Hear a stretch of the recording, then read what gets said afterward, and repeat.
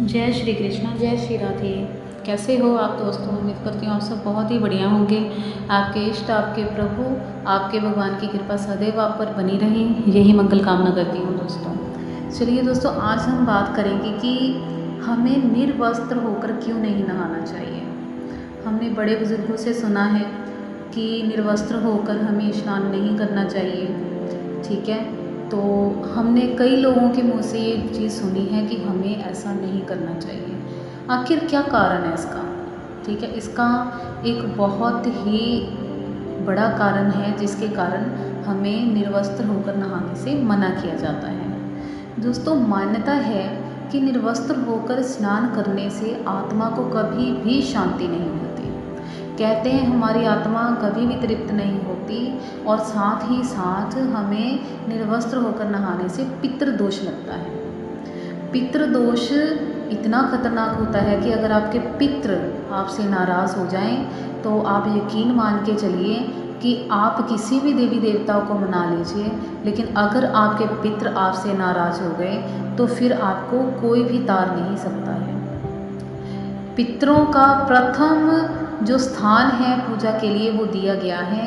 पितृ ही जो होते हैं वही सबसे बड़े देवता होते हैं। उनके बाद सभी प्रकार के देवताओं की पूजा की जाती है, लेकिन इसी कारण सभी देवताओं की पूजा से पहले पितृ पक्ष मनाया जाता है, ठीक है। और पद्म पुराण के मुताबिक नहाने के पानी जो होता है वह पूर्वजों के हिस्से में जाता है, इसलिए निर्वस्त्र होकर नहाना पितरों के सामने कपड़े खोलकर नहाने के समान होता है। इसलिए मना किया जाता है कि आप कोई ना कोई वस्त्र पहनकर ही सदैव नहाएं। हम कभी भी अपने बड़े बुजुर्गों के सामने, अपने पितरों के सामने, अपने देवताओं के सामने निर्वस्त्र होकर नहीं नहा सकते, ठीक है दोस्तों। गरुड़ पुराण के मुताबिक स्नान के दौरान आसपास सदैव हमारे पितृ मौजूद होते हैं दोस्तों, और वह वस्त्रों से गिरने वाले जल को ग्रहण करते हैं। निर्वस्त्र होकर स्नान करने से पितृ अतृप्त होकर नाराज हो जाते हैं और हमारे जीवन को तहस नहस कर देते हैं। ऐसे व्यक्ति का तेज खत्म हो जाता है, बल खत्म हो जाता है, धन खत्म हो जाता है, और साथ ही साथ उसका सभी प्रकार के सुख, समृद्धि और सुख नष्ट हो जाते हैं। ऐसी भी मान्यता है दोस्तों कि निर्वस्त्र होकर नहाने से वरुण देवता का भी अपना अपमान होता है। हम सोचते हैं कि हमारे पास कोई नहीं है। ईश्वर और ईश्वर के सभी प्रकार के रूप इस सृष्टि पर, इस पूरे ब्रह्मांड में हर जगह मौजूद हैं।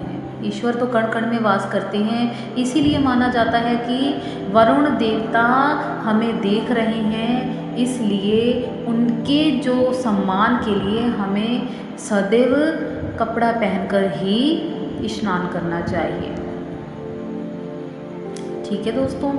ऐसी भी मान्यता है दोस्तों कि निर्वस्त्र होकर स्नान करने से शरीर में कई प्रकार की नकारात्मक ऊर्जाएं भी प्रवेश कर लेती हैं, जिससे मानसिकता भी बहुत ज़्यादा नकारात्मक सोच में परिवर्तित होने लगती है। जब हमारे शरीर में कोई ना कोई नकारात्मक ऊर्जा प्रवेश कर जाती है तो हमारी मानसिकता कभी भी पॉजिटिव रह ही नहीं सकती, इसलिए हमें मना किया जाता है दोस्तों। अगर बात करें हम विष्णु पुराण की, तो विष्णु पुराण के 12वें अध्याय में भी कहा गया है कि मनुष्य को कभी भी निर्वस्त्र होकर स्नान करना ही नहीं चाहिए। विष्णु पुराण में ये क्लियरली बताया गया है, ये क्लियरली लिखा गया है। दोस्तों, आपने एक कथा सुनी होगी भगवान श्री कृष्ण की, कि जब गोपियाँ नहा रही थी, वो स्नान कर रही थी, तो भगवान ने उनके वस्त्र चुरा लिए थे। वो वस्त्र उन्होंने इसीलिए चुराए थे दोस्तों क्योंकि उसके पीछे यही कारण था। उन्होंने वस्त्र उनके साथ मजाक करने के लिए या उनको तंग करने के लिए नहीं चुराए थे। भगवान जो भी कार्य करते हैं, जो भी क्रिया करते हैं, उसमें कोई ना कोई बहुत ही गूढ़ रहस्य छुपा होता है दोस्तों। इसी कारण उन्होंने गोपियों के वस्त्र चुरा लिए थे और उनसे वचन लिया था कि आज के बाद वह निर्वस्त्र होकर जल में कभी भी स्नान नहीं करेगी, क्योंकि इससे पितृ तो नाराज़ होते ही होते हैं और साथ ही हमारे पूर्वजों को कष्ट भी होता है और साथ ही साथ यह वरुण देवता का भी अपमान होता है दोस्तों। तो यही कारण था दोस्तों कि हमें कभी भी निर्वस्त्र होकर नहीं नहाना चाहिए। हाँ, मैं मानती हूँ कि आज के समय में, आज के दौर में इतना टाइम नहीं है हमारे पास कि हम कपड़ा लगाकर नहाएं, और हमें होता है आजकल सबकी लाइफ शेड्यूल बहुत बिजी है, हमें होता है कि पानी डालें, साबुन लगाएं और निकल जाएं। लेकिन ये अच्छी बात नहीं है दोस्तों, इससे हमारे धन का भी नाश होता है, हमारे बल का भी नाश होता है, हमारे तेज का, हमारे ओज का नाश हो जाता है। इसलिए आगे से आप ध्यान रखना दोस्तों। चलिए तब तक के लिए जय श्री कृष्णा, जय जय श्री राधे।